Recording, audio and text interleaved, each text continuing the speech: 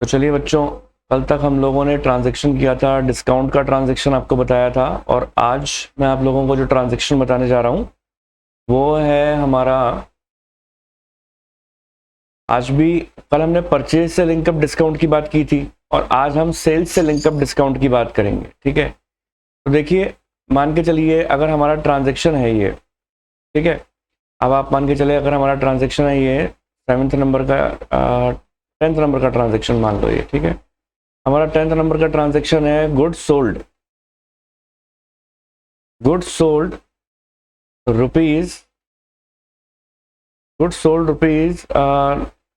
990 and discount ₹10। अब आप इसके अंदर देखिए ट्रांजैक्शन कहता है डिस्काउंट ₹10। इसके अंदर देखो ट्रांजैक्शन क्या कहता है। अगर आप डायग्राम से बात को समझेंगे तो मान के चलिए आपके पास अगर कुछ गुड्स थे और आपने वो गुड्स सोल्ड आउट कर दिए, ठीक है, इसको कर दिए, इसको गुड्स को सोल्ड कर दिया इस पर्टिकुलर पर्सन को, मान के चलिए ये राम है, ठीक है। अगर आप इसको गुड्स सोल्ड कर रहे हो, गुड्स की वैल्यू तो एक्चुअल में है 1000, लेकिन ये आपको कितने रुपए दे रहा है, 990 रुपीज दे रहा है, ठीक है, क्योंकि आपका जानकार है। तो कुल मिला के आपने इसको 10 रुपए का डिस्काउंट दे दिया। बोले चल ठीक है, तू जानकार है ना, एक काम कर, तुझे डिस्काउंट दे दिया हमने 10 रुपए का, तो आपने से 10 रुपए कम लिए। तो यहाँ जो 3 तरीके के अकाउंट अफेक्ट हो रहे हैं वो कौन कौन से अकाउंट अफेक्ट हो रहे हैं। एक तो आपके पास देखो, एक तो कैश आ रहा है, ठीक है, कैश आपके पास एक तो आ रहा है, तो एक तो कैश अकाउंट अफेक्ट हो जाएगा। दूसरा सेल्स अकाउंट अफेक्ट हो जाएगा, और तीसरा डिस्काउंट अकाउंट अफेक्ट हो जाएगा। तो 3 तरीके के अकाउंट अफेक्ट हो गए। कैश हो जाएगा हमारा रियल अकाउंट, सेल्स भी हो जाएगा हमारा रियल अकाउंट, ठीक है, और डिस्काउंट क्या हो जाएगा, डिस्काउंट हो जाएगा हमारा नॉमिनल अकाउंट, ठीक है। तो अब कैश आ रहा है, रियल अकाउंट में जो चीज़ आती है वो डेबिट हो जाएगी, और सेल्स आपके हाथ से जा रहा है, ये क्रेडिट हो जाएगा। और क्योंकि आपने 10 रुपये उससे कम लिए हैं नॉमिनल अकाउंट में, ये आपका लॉस है, तो ये भी डेबिट हो जाएगा। तो एंट्री हो जाएगी, देखो, cash account debit, discount account debit, क्योंकि जो डेबिट होते हैं उनको अपन पहले लिखते हैं, और सेल्स आपके हाथ से चली जाएगी तो टू सेल्स अकाउंट, ठीक है। तो कैश आ रहा है हमारे पास 990, डिस्काउंट आ रहा है 10, और टोटल मिला के हो जाएगा 1000। तो इस तरीके से ये सेल्स की भी एंट्री हो जाएगी। तो चलिए अब हम बात करते हैं 11th नंबर के ट्रांजैक्शन की। और अब जैसे मान के चलिए अगर मैं आपको बोलता हूँ रेंट पेड इन कैश, ठीक है, अगर मैं आपको ये बोलूँ कि रेंट पेड इन कैश ₹1100, तो आप कैसे एंट्री करेंगे रेंट पेड इन कैश की। अब एग्जांपल के तौर पे देखिए, ये देखिए, ये मान के चलिए ये आप हैं, आप जिस जगह अपना बिजनेस कर रहे हैं उस जगह का रेंट, ये इस लैंडलॉर्ड है, ये आपने इस लैंडलॉर्ड को पेमेंट करना है। आपने इसको पेमेंट किया रेंट का, ठीक है, कैश में पेमेंट किया आपने इसको। तो देखिए 2 तरीके के किस तरीके से अकाउंट अफेक्ट होंगे, एक तो हो जाएगा रेंट और एक हो जाएगा कैश, ठीक है। तो अब आप देखिए कैश जो है आपके हाथ से आ रहा है कि जा रहा है। अगर आप कैश पेमेंट करेंगे लैंडलॉर्ड को तो ये रियल अकाउंट है, और रियल अकाउंट में ये चीज़ देखते हैं कि जो चीज़ जा रही है वो क्रेडिट हो जाती है, और रेंट क्या है, नॉमिनल अकाउंट है, ठीक है। रेंट ना तो पर्सनल के अंदर आता है ना रियल के अंदर आता है, तो नॉमिनल है। तो रेंट अगर हम पे करेंगे, हमारा एक्सपेंस है, ये डेबिट हो जाएगा, ठीक है। तो एंट्री क्या हो जाएगी, rent account debit to cash account, rent account debit to cash account, 1100 से 1100 से, ठीक है। ऐसे ही मान के चलिए रेंट की जगह अगर आप सैलरी पेमेंट करते तो सैलरी को डेबिट कर देते, नॉमिनल अकाउंट जो भी होगा वो एक्सपेंसेस डेबिट हो जाएगा। अब ट्रांजैक्शन देखो आगे कैसे आता है। मान के चलिए 12th नंबर का ट्रांजैक्शन है कि हमें इंटरेस्ट का अमाउंट रिसीव्ड हुआ, interest received in cash, interest received in cash, ठीक है।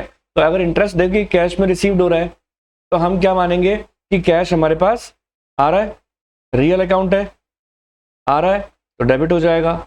और इंटरेस्ट है आपका नॉमिनल अकाउंट, इंटरेस्ट आपका नॉमिनल अकाउंट है।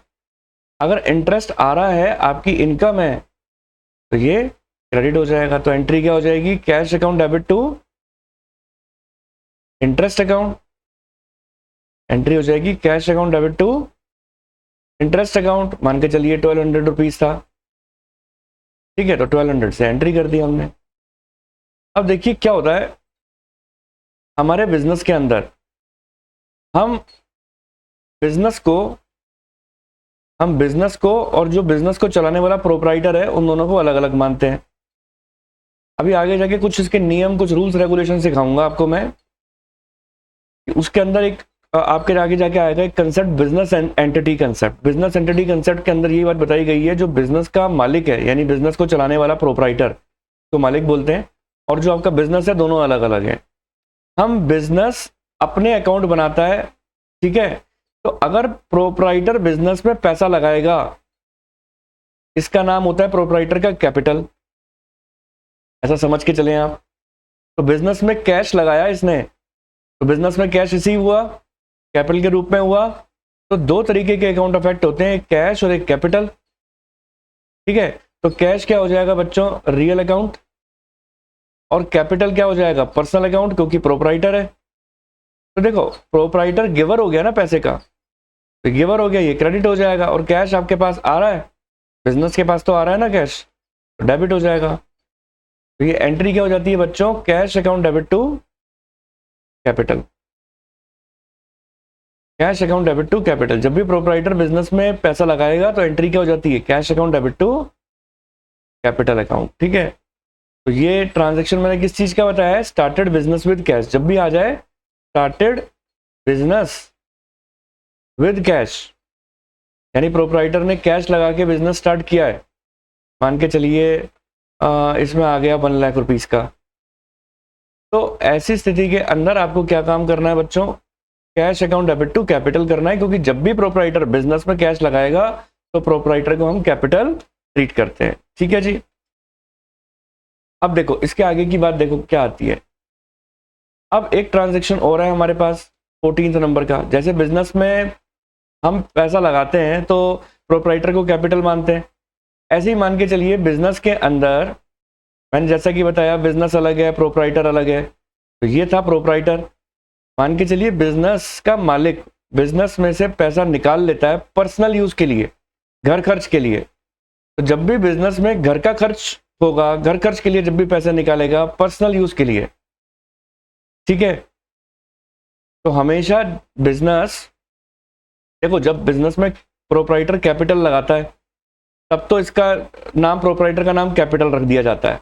लेकिन अगर बिजनेस से प्रोप्राइटर अगर पैसा विड्रॉ करता है पर्सनल यूज के लिए, तो ऐसी स्थिति के अंदर प्रोप्राइटर का नाम ड्राइंग्स रख दिया जाता है, ठीक है।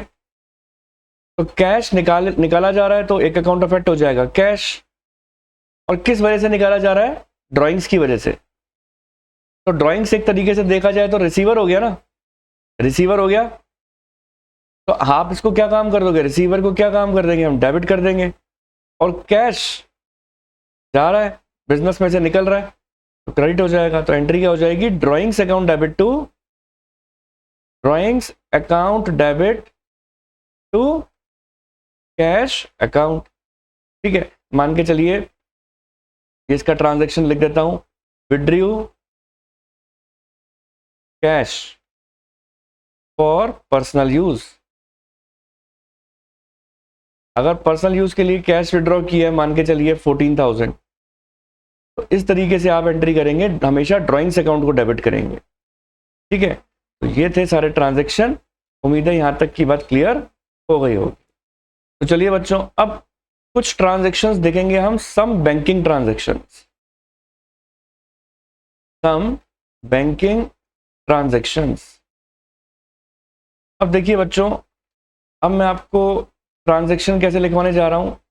मान के चलिए अगर मैं आपको ट्रांजैक्शन लिखवाने जा रहा हूं, salary paid in cash, salary paid in cash की जगह क्या लिखवाने जा रहा हूं, पेड बाय चेक, ₹1500। मान के चलिए अगर आप किसी को भी चेक से पेमेंट करते हैं, अब डायग्राम बना के दिखाता हूं, मान के चलिए ये आपका बिजनेस है, ठीक है, और इस बिजनेस के अंदर ये था आपका एम्प्लॉय, ठीक है, आपने अपने एम्प्लॉय को कैश की जगह चेक से पेमेंट किया, ठीक है, इस एम्प्लॉय ने चेक को ले जाके बैंक में जाके जमा कराया, आपके बैंक में जाके जमा कराया एम्प्लॉय ने चेक को, और बैंक वाले ने आपके अकाउंट में से पैसे निकाल के इस एम्प्लॉय को दे दिए, ठीक है। तो यहां पर जो सैलरी आपने पेमेंट की अपने एम्प्लॉय को, तो यहां पर देखो जो अकाउंट अफेक्ट होंगे ना वो किस तरीके के होंगे। पहले अगर आप सैलरी पेमेंट करते थे कैश में तो आपका अकाउंट अफेक्ट होता था सैलरी और कैश, लेकिन अब अगर आप चेक से पेमेंट कर रहे हो तो याद रखिएगा कि आपके बैंक में से पैसे निकल रहे हैं बाहर, तो ये हो जाएगा सैलरी और ये हो जाएगा बैंक। तो सैलरी तो है आपका नॉमिनल अकाउंट और बैंक है आपका पर्सनल अकाउंट। तो नॉमिनल अकाउंट के तहत आपका एक्सपेंस हो गया, ये डेबिट हो जाएगा। नॉमिनल अकाउंट के तहत ये तो आपका एक्सपेंस है, डेबिट हो जाएगा, ठीक है। और अगर अब हम बात करें बैंक की, तो अब आप देखिए बैंक पर्सनल अकाउंट है और इसमें देखते हैं रिसीवर या गिवर। तो क्या बैंक गिवर है या रिसीवर है, तो आप यही बोलोगे सर बैंक तो गिवर है, तो बैंक क्या हो जाएगा, क्रेडिट हो जाएगा। एंट्री क्या हो जाएगी, salary account debit, salary account debit expense है और टू बैंक। तो जब भी हमें चेक से पेमेंट करना होता है तो हमेशा हम बैंक का ही यूज करते हैं, ठीक है बच्चों।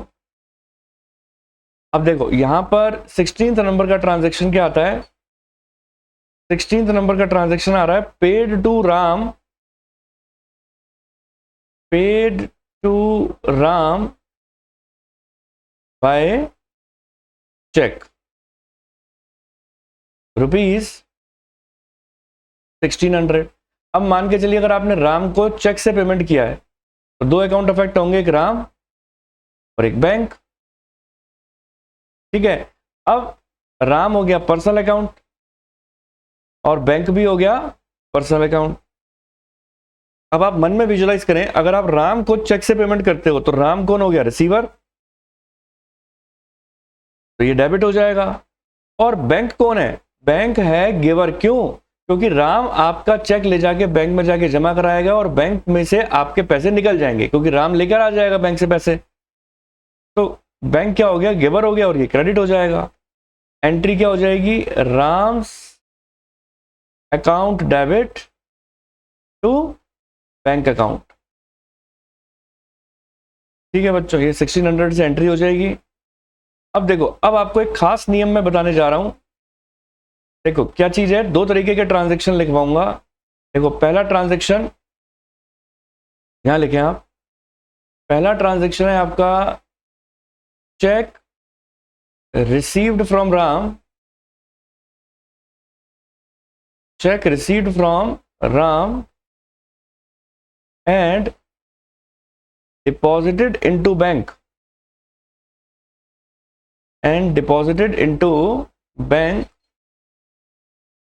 same day, ₹1700। अब कह रहे हैं साहब राम से चेक रिसीव हुआ और हमने उसको उसी दिन जाके बैंक में जाके जमा कर दिया, सेम डे। तो देखो आप डायग्राम से बात को समझो, ये आप थे, ये था राम। जैसे कि आप पेमेंट करते हो चेक से, ऐसे ही आपको चेक रिसीव भी तो हो सकता है। आपको किसी से पैसे लेने थे, आपको चेक रिसीव हुआ, ठीक है, और आपने चेक को हाथों हाथ ले जाके उसी दिन ले जाके बैंक में जाके जमा कराया, ठीक है, और कैश रिसीव कर लिया। तो इसमें देखो जो अकाउंट अफेक्ट हो रहे हैं वो कौन से हो रहे हैं, एक तो राम हो रहा है और दूसरा बैंक हो रहा है। क्यों, क्योंकि चेक आप उसी दिन जाके जब जमा करा रहे हो तो बैंक के पास ही तो चेक आ रहा है, आपके पास आया, आपके ने हाथों हाथ बैंक में जाके जमा करा दिया, अल्टीमेटली आपको कैश मिल गया। तो एक तरीके से चेक कहां पर रिसीव हुआ? बैंक में। तो दो अकाउंट अफेक्ट हो गए, एक राम तो पर्सनल और बैंक क्या हो गया? वो भी पर्सनल। तो बैंक अल्टीमेटली रिसीवर कौन हो गया? बैंक हो गया, और राम तो चेक दे रहा है, ये गिवर हो गया। तो एंट्री क्या हो जाएगी? Bank account debit to Ram's account 1700 से। अब देखो, अब अगर हम ट्रांजैक्शन करते हैं 18th नंबर का, ये उससे मिलता जुलता ही ट्रांजैक्शन है। देखो सेम ट्रांजैक्शन लिखूंगा लेकिन छोटा सा चेंजेस करूंगा। क्या कि check received from Ram and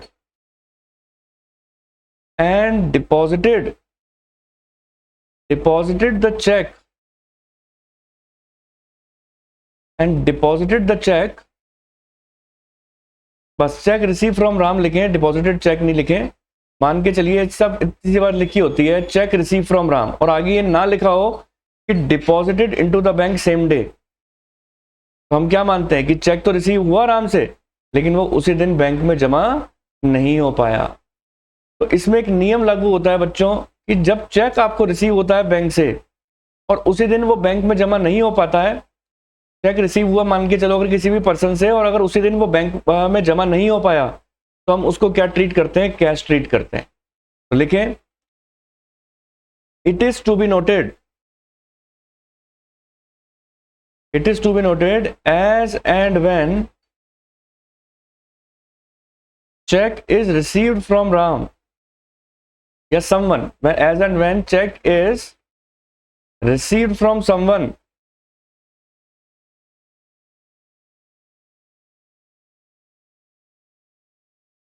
and it is not deposited into bank same day, then it is treated as cash। तो ऐसे केस के अंदर हम इसको क्या ट्रीट करते हैं? कैश ट्रीट करते हैं। तो आप क्या मानोगे? दो तरीके के अकाउंट अफेक्ट हुए, कैश और एक राम। चेक के लिए बैंक लिखोगे ही नहीं, ये हो गया रियल अकाउंट, ये हो गया नॉमिनल अकाउंट और पर्सनल अकाउंट। क्या चीज मानोगे? कैश आपके पास आ रहा है और राम से आ रहा है, तो ये गिवर हो गया, तो गिवर को क्रेडिट कर देंगे और कैश को अपन डेबिट कर देंगे। एंट्री क्या हो जाएगी? Cash account debit to Ram's account, ये हो जाएगा 1800 से और ये भी हो जाएगा 1800 से। ये थे कुछ बेसिक ट्रांजैक्शन। तो उम्मीद करता हूं ये सारे ट्रांजैक्शन आपको अच्छी तरह समझ में आए होंगे। तो चलिए बच्चों, ये है आपके स्टडी मटेरियल का जो आपका मॉड्यूल है, आपका ICAI का स्टडी मटेरियल है, उसका एग्जाम्पल नंबर 5। तो हम करेंगे इसका एग्जाम्पल नंबर 5। तो अब आपके मन में विचार उठेगा, सर 1 2 3 4 कब? वो नहीं कराओगे? मैंने कहा कराऊंगा बेटे, मैं अपने सीरियल ऑर्डर के हिसाब से एक बार आपको कंसेप्ट समझा दूं, फिर हम सारे एग्जाम्पल एक एक करके कर लेंगे। हाल फिलहाल जो मैंने अभी तक आपको समझाया है ट्रेडिशनल अप्रोच, उसके अंदर ये एग्जाम्पल नंबर 5 करने बैठते हैं अपन। तो देखिए बच्चों, मैं आपको एक बार बताना चाहता हूं कि जर्नल एंट्रीज को करने का एक प्रॉपर फॉर्मेट होता है, उस फॉर्मेट में जर्नल एंट्रीज करनी चाहिए। अब तक मैंने आपको जर्नल एंट्री का केवल लॉजिक बताया कि क्यों कोई चीज़ डेबिट होती है, दो कौन कौन से अकाउंट अफेक्ट होते हैं, क्या चीज़ डेबिट होती है, कैसे क्रेडिट होता है। तो एक बार के लिए हम इसकी एंट्री विदाउट फॉर्मेट में आपको समझा रहा हूँ, फिर इन्हीं एंट्री को मैं फॉर्मेट में किस तरीके से दिखाना है वो बताऊंगा। तो पहले तो एक बार हम केवल स्टेटमेंट लिखकर उसका रीजन के साथ देखते हैं कि कैसे क्या एंट्री होनी है। जो हमने पढ़ा है क्या सारी चीजें वही हैं? तो देखिए लिखा है, generalized the following transaction and also state the nature of account involved in the journal entry. Nature of account हम बाद में बताएंगे, पहले हम इसकी जर्नल एंट्री बताते हैं।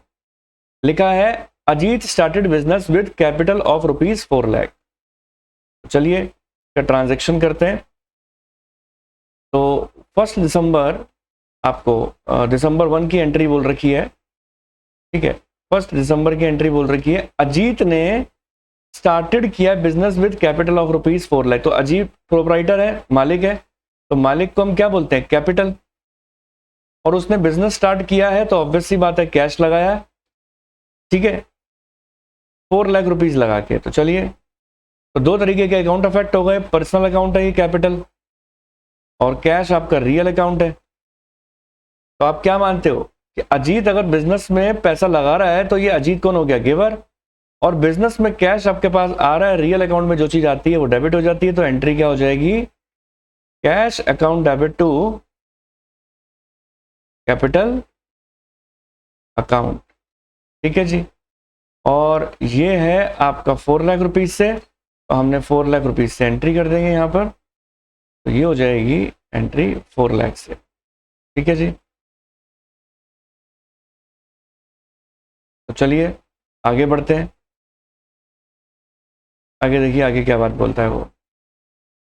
अच्छा, अब मैं आपको एक चीज और बता दूं, कई बार इसके अंदर क्या चीज होती है कि आपको बैंक अकाउंट भी लिख के दे देते हैं। तो अगर बैंक अकाउंट लिख के दे दें तो हमें कोई ऐसे कोई परेशान नहीं होना, क्योंकि स्टार्टेड बिजनेस विद कैश की एंट्री कई बार बैंक से भी लिख देते हैं। क्योंकि जब बड़े अमाउंट होते हैं ना, जो 20,000 से ऊपर के होते हैं, वो कई बार हम बैंक से भी एंट्री कर देते हैं। तो मान के चलिए अगर मॉड्यूल में आपकी एंट्री बैंक अकाउंट भी डेबिट की है तो कोई बड़ी होने वाली बात नहीं है।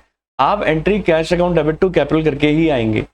और बैंक कब होता है ये आपको पता ही है, लेकिन हाल फिलहाल आप ये मान के चलें कि आप एंट्री कैश के थ्रू ही करके आएंगे। नेक्स्ट ट्रांजेक्शन देखो वो क्या बोलता है, दिसंबर 3 का, ही withdrew cash for business from the bank. ये कहते हैं बैंक से कैश विड्रॉ कर लिया। 3 दिसंबर की एंट्री है। ये मान के चलिए ये आप प्रोपराइटर है और ये है बैंक। प्रोपराइटर ने बैंक से कैश विड्रॉ किया। कहीं पे भी लिखा है कि पर्सनल यूज के लिए किया? नहीं, बिजनेस में पैसे की जरूरत थी, प्रोपराइटर ने क्या काम किया? बैंक से ₹2,000 विड्रॉ कर लिए, ठीक है। तो प्रोपराइटर के पास पैसा आ गया, कहां से आया? बैंक से आया। तो दो तरीके के अकाउंट अफेक्ट हुए, एक तो बैंक और दूसरा कैश। तो बैंक है पर्सनल अकाउंट और कैश है रियल अकाउंट। तो बैंक तो हो गया गिवर क्योंकि दे रहा है पैसा, और कैश आपके पास आ रहा है तो डेबिट। एंट्री क्या हो जाएगी? Cash account debit, cash account debit to bank account, ठीक है। Cash account debit to bank account कितने रुपए से? ये देखिए ₹2,000 से एंट्री थी, तो ₹2,000 से यहां पर एंट्री हो जाएगी, ठीक है जी। और अब हम बढ़ेंगे आगे, इसके आगे का देखते हैं ट्रांजैक्शन क्या बात बोलते हैं। अब देखिए नेक्स्ट ट्रांजैक्शन बोलता है दिसंबर 5 का, he purchase goods making payment through bank. और अगर आपको याद हो कि जब हम बैंक से पेमेंट करते हैं तो क्या काम करते हैं? 5 दिसंबर की एंट्री है कि अगर आप परचेज कर रहे हो, गुड्स परचेज कर रहे हैं और बैंक से पेमेंट कर रहे हैं, तो दो तरीके के अकाउंट अफेक्ट होंगे, एक परचेज और एक बैंक। तो परचेज है आपका रियल अकाउंट और बैंक है आपका पर्सनल अकाउंट, ठीक है। परचेज रियल और बैंक है पर्सनल। तो क्या काम करने वाले हैं आप? परचेज आपके पास आ रहा है कि जा रहा है? सर परचेज तो आ रहा है, तो रियल अकाउंट में जो चीज आती है डेबिट। और आप चेक से पेमेंट कर रहे हो, तो चेक से पेमेंट कर रहे हो तो आपके बैंक में से पैसे पेमेंट हो जाएंगे, तो बैंक गिवर हो जाएगा। तो एंट्री क्या हो जाएगी? Purchase account debit, purchase account debit to bank account. कितने रुपए से है ये? 15,000 से। तो आप 15,000 से एंट्री कर देंगे, 15,000, ठीक है जी। अब देखो 5 तारीख के बाद आती है, 5 नहीं, हाँ ये 8 तारीख, 8 दिसंबर, he sold goods 16,000 and received payment through bank, ठीक है। अब देखो ये क्या चीज बोल रहे हैं यहां पर, आपने लिखा है यहां पर कि सोल्ड किया गुड्स 16,000 का और रिसीव पेमेंट किससे किया? बैंक से। अब देखो यहां पर पहले आप लिखे ट्रांजैक्शन की कौन कौन से दो अकाउंट अफेक्ट होंगे। ये 8 दिसंबर की है। आप क्या काम कर रहे हैं 8 दिसंबर को? गुड्स सोल्ड कर रहे हैं, तो सेल्स अकाउंट तो अफेक्ट होगा। और रिसीव्ड कर रहे हो पेमेंट बैंक के थ्रू, ठीक है, रिसीव्ड पेमेंट थ्रू बैंक, लेकिन ये तो नहीं लिखा ना कि रिसीव्ड चेक बैंक के थ्रू ही रिसीव हो रहा है, यानी डायरेक्टली बैंक में पैसा जमा हो रहा है। देखो दोनों बातों में फर्क है। अगर ऐसा लिखा होता ना he sold good 16,000 and received cheque, तो मैं क्या मानता, उसको कैश ट्रीट कर लेता। लेकिन यहाँ क्या क्या बोल रहे हैं, आपके पास पैसा बैंक के थ्रू रिसीव हो रहा है, यानी इसका मतलब ये हुआ कि डायरेक्टली बैंक में पैसे जमा हुए हैं। तो इसलिए यहाँ पर आप कौन सा अकाउंट अफेक्ट करोगे, बैंक अकाउंट ही करोगे। तो बात में फर्क आ गया ना। तो ये रियल अकाउंट है, ये है आपका पर्सनल अकाउंट, और यहाँ पर ये कौन हो गया, बैंक रिसीवर हो गया, डेबिट हो जाएगा। और सेल्स जो है वो रियल अकाउंट है, जा रहा है आपके हाथ से, क्रेडिट हो गया। एंट्री क्या हो जाएगी, bank account debit to sales account, bank account debit to sales account, और अमाउंट से एंट्री हो जाएगी 8 दिसंबर की, कितने से, 16,000 से। ठीक है, अब देखिए, अब इसके बाद क्या बात आती है यहाँ पर 10 दिसंबर में क्या लिखा है, he purchase furniture and paid by cheque. Furniture purchase कर रहा है और पेमेंट किससे कर रहा है, चेक से। ठीक है, फर्नीचर परचेज कर रहे हैं और पेमेंट किससे कर रहे हैं, चेक से। तो देखिए, जब भी आप फर्नीचर परचेज करते हो तो आप परचेज वर्ड यूज नहीं करते ना, फर्नीचर वर्ड यूज करते हो। कौन सी तारीख की है, 10 दिसंबर। तो दो कौन कौन से अकाउंट अफेक्ट हो जाएंगे 10 दिसंबर में, एक फर्नीचर और दूसरा बैंक। तो ये है आपका रियल अकाउंट और बैंक है आपका पर्सनल अकाउंट। ठीक है, बैंक है आपका पर्सनल अकाउंट। तो फर्नीचर आप परचेज कर रहे हो तो रियल अकाउंट है, ये आ रहा है, ये डेबिट हो जाएगा। और चेक से पेमेंट कर रहे हो तो ये कौन हो गया, गिवर बैंक, ये क्रेडिट हो जाएगा। एंट्री क्या हो जाएगी, furniture account debit to bank account, furniture account debit to bank account. और ये एंट्री हो जाएगी आपकी कितने रुपए से लिखी हुई है, ये एंट्री है 10th नंबर की 2500, 2500 से। तो 2500 से आप एंट्री कर देंगे। नेक्स्ट ट्रांजैक्शन के ऊपर अब आप आए, लिखा he sold goods to Arvind. Arvind को हमने बेचा, ठीक है, सोल्ड गुड्स टू अरविंद। तो ऑब्वियस सी बात है, जब नाम लिखा होता है आगे कुछ नहीं लिखा होता तो हम क्या मानते हैं, उधार का ट्रांजैक्शन, और नेम कंसीडर होता है उसके अंदर। 12 दिसंबर की एंट्री है तो आप 12 दिसंबर की एंट्री मान लो। यहाँ पर 12 दिसंबर, एक हो जाएगा अरविंद और एक हो जाएगा बच्चों सेल्स। अरविंद है पर्सनल अकाउंट और सेल्स है रियल अकाउंट। तो अरविंद कौन हो गया, अरविंद हो गया पाने वाला, सोल्ड गुड्स कर रहे हैं अरविंद को, तो रिसीवर है, डेबिट हो जाएगा। और सेल्स जो है रियल अकाउंट है, आपके हाथ से जा रही है, क्रेडिट हो जाएगा। एंट्री क्या हो जाएगी, Arvind debit, Arvind debit to sales account. ठीक है जी, Arvind debit to sales account. तो ये देखिए 2400 से एंट्री हो गई। और आगे बढ़े तो लिखा ही परचेज गुड्स फ्रॉम अमृत। अब आप पहले बेचा था और अब खरीद रहे हो अमृत से, ये भी उधार में ही है। 14 दिसंबर, परचेज गुड्स फ्रॉम अमृत। तो परचेज कर रहे हो अगर आप, तो एंट्री क्या करोगे, परचेज अकाउंट डेबिट टू अमृत। ठीक है जी, तो एक तो हो जाएगा परचेज और एक हो जाएगा अमृत। ये है रियल और ये है पर्सनल। तो परचेज कर रहे हो, रियल अकाउंट है आपके पास, आ रहा है, डेबिट हो जाएगा। और अमृत से परचेज कर रहे हो तो अमृत गिवर है, क्रेडिट हो जाएगा। एंट्री क्या हो जानी है, purchase account debit to Amrit, purchase account debit to Amrit. कितने रुपए से हो जाएगी, ये एंट्री हो जाएगी बच्चों 10,000 से। ये एंट्री हो गई 10,000 और 10,000।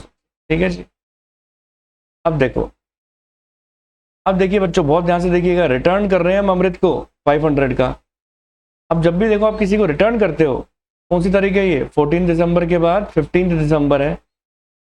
15 दिसंबर को आपको पसंद नहीं आया, आप उसको क्या कर रहे हो, रिटर्न कर रहे हो। ठीक है, तो अमृत को रिटर्न कर रहे हैं, एक तो अमृत अकाउंट अफेक्ट हो जाएगा, और दूसरा परचेज करके रिटर्न कर रहे हैं, इसलिए परचेज रिटर्न आ जाएगा। दो अकाउंट अफेक्ट हो गए। अमृत है हो गया हमारा पर्सनल अकाउंट, और परचेज रिटर्न ये हो गया रियल। तो परचेज करके हमने रिटर्न कर दिया तो वापस जा रहा है गुड्स, क्रेडिट हो जाएगा रियल अकाउंट में। जब जाता है तो क्रेडिट किसके पास जा रहा है? अमृत के पास, अमृत रिसीवर। एंट्री क्या हो जानी है? अमृत डेबिट टू परचेज रिटर्न। कितने रुपए से था बच्चों? ये था 500 रुपीज से, तो हमने 500 से एंट्री कर दी इसकी। देखिए अब आगे आती है बात 16th की। 16 दिसंबर में बोलते हैं he received from Arvind 2300 in full settlement. अब आप देखो अरविंद को आपने सोल्ड किया था 2500 का, यहां सभी को दिख रहा होगा, और वो कह रहे हैं फुल सेटलमेंट में, यानी पूरे राजीनामे में हमको उससे कितने मिल रहे हैं? 2300। तो देखो जब ऐसा लिखा होता है ना कि हमें रिसीव हो रहा है फुल सेटलमेंट के अंदर, जब ऐसा लिखा होता है ना कि हमें रिसीव हो रहा है फुल सेटलमेंट के अंदर, तो हम क्या मानते हैं कि कहीं ना कहीं क्या है? कहीं ना कहीं डिस्काउंट है, ठीक है।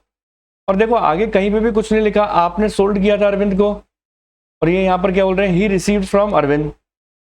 तो आप क्या मानेंगे? कैश। हालांकि आपके स्टडी मटेरियल में मॉड्यूल में कई जगह बैंक लिखा हुआ होता है, लेकिन ऐसा कोई रूल नहीं है कि आप इसको बैंक लिखेंगे। क्वेश्चन के अंदर कहीं नहीं लिखा कि हमें चेक से रिसीव हुआ है, तो आप इसको कैश मानते हुए ही ट्रांजैक्शन करेंगे। तो एंट्री क्या हो जाएगी? एंट्री हमारी हो जाएगी, लिखा है ना यहाँ पर कि फुल सेटलमेंट, तो हमारा डिस्काउंट भी होगा इसके अंदर। हमें लेने कितने थे? 2400, और मिले कितने हैं? 2300। तो एंट्री क्या हो जाएगी? यहाँ पे कर लीजिए, ये 9 दिसंबर की एंट्री करें। सॉरी 9 दिसंबर नहीं है, ये 16 दिसंबर है, दिसंबर 16 की ये एंट्री हो जाएगी आपकी। कैश अकाउंट डेबिट कितना मिला? 2300। कितने रुपए कम मिले? वो डिस्काउंट डेबिट हो जाएगा, क्योंकि आपका लॉस हो जाएगा, तो वो डेबिट कर देंगे हम। और टू किससे?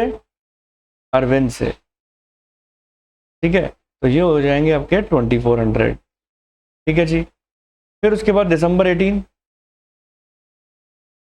तो दिसंबर 18 में क्या देखो क्या बोल रहा है? ही withdrew goods for personal use. Personal use के लिए जब भी गुड्स विड्रॉ होगा तो ड्रॉइंग्स अकाउंट डेबिट होता है, लेकिन अगर कैश विड्रॉ करते हैं तो बच्चों कैश क्रेडिट होता है।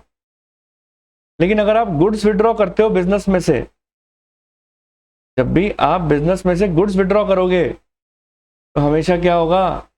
परचेज को आपको क्रेडिट करना पड़ेगा। तो याद रखें इस बात को, परचेज आपके हाथ से जा रही है बिजनेस में, पर्सनल यूज के लिए जा रही है। कैश जाता तो कैश को क्रेडिट करता, परचेज रियल अकाउंट है तो परचेज को क्रेडिट करेंगे जब भी गुड्स विड्रॉ होंगे। अब दिसंबर 20 में देखो क्या लिखा हुआ है? ही withdrew cash from business for personal use. अब आप देखो कैश विड्रॉ कर रहे हो तो वही drawings account debit to cash लिखेंगे, ड्रॉइंग्स अकाउंट डेबिट, और कैश को क्रेडिट करेंगे तो टू कैश अकाउंट। कितना आ जाएगा? ये 2000, ठीक है जी। Drawings account debit to cash account आ जाएगा 2000 रुपीज से। इसके बाद देखो क्या चीज आती है? इसके बाद आ रहा है हमारे पास पेड टेलीफोन चार्जेस। दिसंबर 24 में आ रहा है पेड टेलीफोन चार्जेस। अगर आप टेलीफोन चार्जेस पेमेंट करते हैं तो टेलीफोन चार्जेस आपके एक्सपेंस है, नॉमिनल अकाउंट है, तो टेलीफोन चार्जेस, ठीक है, टेलीफोन चार्जेस हम पेमेंट कर रहे हैं। और ऑब्वियस सी बात है आगे कहीं लिखा नहीं है चेक, तो हम तो कैश ही मानेंगे। फिर कह रहा हूँ मॉड्यूल में बैंक लिखा होता है, आप उसको इग्नोर करके कैश लिखेंगे, और कैश लिख सकते हैं जब तक क्वेश्चन के अंदर कुछ स्पेसिफिक इंफॉर्मेशन ना हो कि सारे एक्सपेंसेस हम चेक से करेंगे या बैंक के थ्रू करेंगे। ऐसा कोई स्पेसिफिक इंफॉर्मेशन नहीं है, तो आप क्या काम करने वाले हैं? यहाँ पर कैश से करेंगे। आगे लिखा है दिसंबर 26 में amount paid to Amrit full settlement. अब देखो अमृत से हमने 10,000 का गुड्स परचेज किया था, जरा यहाँ ध्यान से देखिएगा बच्चों, 10,000 का गुड्स परचेज किया था, हाँ। अमृत को 500 का रिटर्न कर दिया था, हाँ। तो अब अमृत को कितना पेमेंट करना है? 9500, जबकि हम उसको पेमेंट कितने का कर रहे हैं? क्योंकि 10,000 में से 500 रिटर्न हो गए, तो पेमेंट कितने का करना चाहिए, 9500 का, जबकि कर कितने का रहे हैं, 9450 का। इसका मतलब बच्चों 50 रुपीज़ का क्या हो गया, डिस्काउंट हो गया। तो अब आप जो एंट्री करोगे वो क्या करोगे, कौन सी डेट है ये, 26 दिसंबर 26 है, दिसंबर 26 के अंदर आप एंट्री करोगे अमृत अकाउंट डेबिट। क्या एंट्री करेंगे, Amrit account debit to cash to discount, Amrit account debit to cash and to discount. ठीक है जी, कितने रुपए से, कैश गया 9450 का, डिस्काउंट हो गया 50 का और टोटल हो गया 9500 का। ठीक है जी, अब आप देखो, अब नेक्स्ट आ रहा है स्टेशनरी आपने पेमेंट की है 200 की, रेंट आपने पेमेंट की है 5000 का और सैलरी पेमेंट की है 2000 की। तो हम इसकी कंबाइन एंट्री कर सकते हैं। आपने ये सारी चीजें जो पेमेंट किया है इसकी आप कंबाइन एंट्री कर सकते हो। तो चलिए देखते हैं कंबाइन एंट्री इसकी कैसे होती है। ये सारे एक्सपेंस हैं, देखिए स्टेशनरी 200 का पेमेंट किया 31 दिसंबर, तो स्टेशनरी अकाउंट डेबिट, आपने स्टेशनरी पेमेंट किया तो स्टेशनरी अकाउंट डेबिट। ठीक है, 200 से तो 200 डेबिट हो गया। फिर देखिए आपने रेंट पे किया 5000 का, तो rent account debit, rent account debit हो जाएगा कितने से, 5000 से, क्योंकि वो भी एक्सपेंस है आपका। और फिर उसके बाद देखिए सैलरी टू स्टाफ है 2000 से, तो सैलरीज अकाउंट डेबिट 2000, और ये सब चीजें हम पेमेंट कर रहे हैं, इसलिए क्या हो जाएगा, टू कैश, टोटल कर लो, 5 और 2 7, 7200 रुपीज से एंट्री हो जाएगी। ठीक है जी। अच्छा, अब लास्ट एंड द फाइनल हमारे पास ट्रांजैक्शन आता है, लिखा है goods distributed as a free sample. जब फ्री सैंपल में आप देते हो तो वो एडवर्टीजमेंट होता है, लेकिन आपने एडवर्टीजमेंट के रूप में कैश में एडवर्टीजमेंट पेमेंट नहीं किया, गुड्स डिस्ट्रीब्यूट किए हैं। तो मैंने आपको क्या बताया था पर्सनल यूज के वक्त भी, जब भी हम गुड्स को डिस्ट्रीब्यूट करते हैं हमेशा परचेज को क्रेडिट कर देते हैं। तो purchase account debit, advertisement account debit to purchase होगा, यानी जब भी आप गुड्स के अंदर डिस्ट्रीब्यूशन दोगे या गुड्स के अंदर पेमेंट करोगे तो हमेशा परचेज क्रेडिट होता है। तो 2000 रुपीज़ के रूप में आपने गुड्स दे दिए, कैश दिया होता तो एडवर्टीजमेंट टू कैश होता, लेकिन आपने गुड्स दिए इसलिए एडवर्टीजमेंट टू परचेज होगा। इस तरीके से ये पूरा ट्रांजैक्शन होगा कंप्लीट। उम्मीद करता हूं समझ में आया होगा।